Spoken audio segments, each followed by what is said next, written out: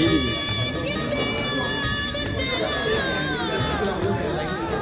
बेटा फिर फोटो भी खींच दो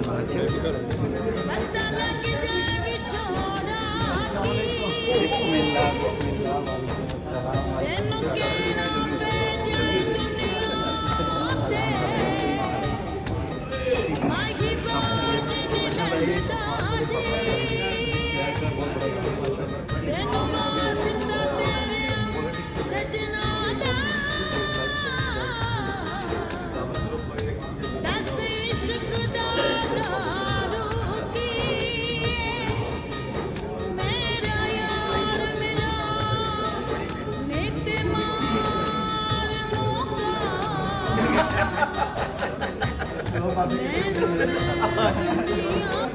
साडा विच होना बनता ही नहीं होना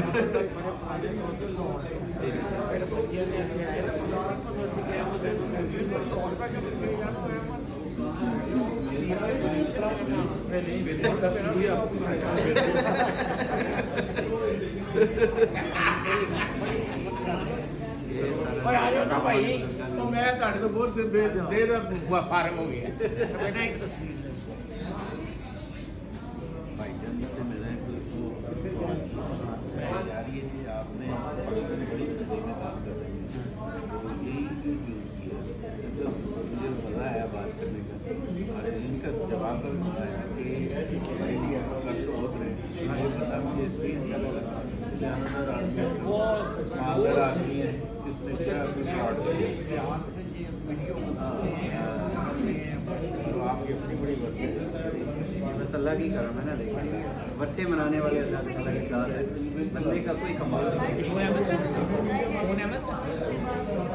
जी बाबा जी मैंने बड़ी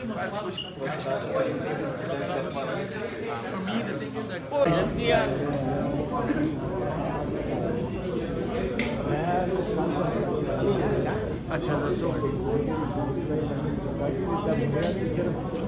नहीं मैं कुरिंजा बना लिखा है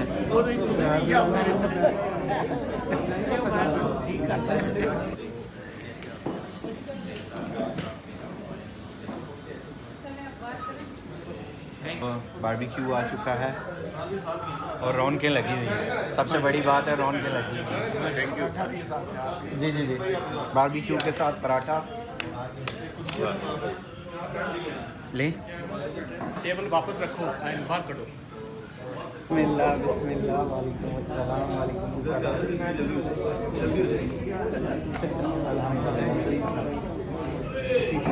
सब खैरियत अच्छा भाई इरफान मलिक बाबा जी जी ये शहर का बहुत बड़ा नाम है माशाल्लाह पॉलिटिक्स को लेके लाइफ स्टाइल को लेके फूड जी जी किताबों ग्रुप में एक जिरगा हो जी जी माशाल्लाह माशाल्लाह किसी ने सपोर्ट के वास्ते एक दोस्त ने बिल्कुल नाला लेके चलते हैं बड़ी मेरे तो अजीब भी बहुत करते हैं चलो बातें इकट्ठे हो गए साडा विच होना बनता ही नहीं होना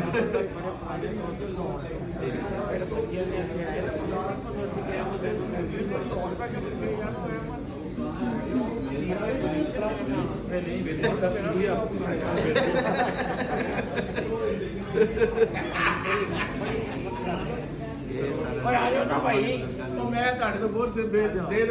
फार्म हो गया बेटा एक तस्वीर भाईजान से मैंने आपने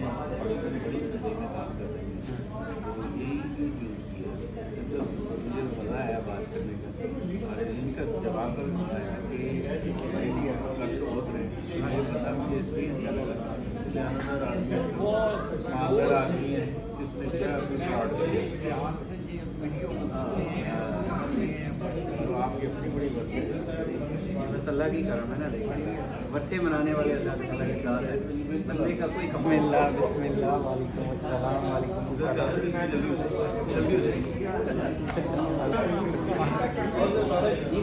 बेटा जी जी जी